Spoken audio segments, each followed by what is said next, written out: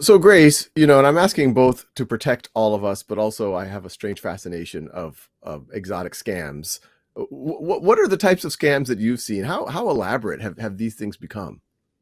Yeah, so unfortunately, the attackers are getting more creative. Now, the good news is that most major, email platforms, for example, are automatically blocking all kinds of spam that or scams and spam that you never see on a regular basis.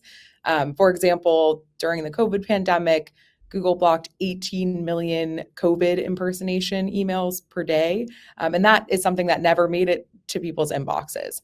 What is a However, COVID impersonation email? so, unfortunately, one thing to look out for with these scams is folks impersonating what you might think of as a trusted source. So, maybe a hospital or health organization reaching out with COVID information, kind of trying to bait people in with something timely. So, we do really recommend that folks go directly to the trusted website of that organization as opposed to clicking into a link that may look a little bit suspicious or may not be something they were expected to hear.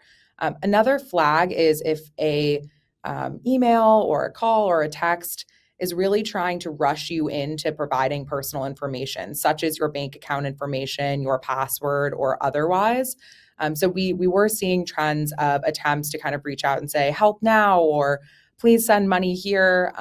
We are also seeing impersonation attempts around special offers. So, if it looks too good to be true, it probably is. If you're being offered free items that are high monetary value, but you're being asked to immediately, put your credit card information down, that's definitely another red flag to look out for. Wow, it is a dangerous world, but I'm glad there are folks like you who are helping uh, keep track. It feels like it's a never-ending arms race, so we have to stay vigilant.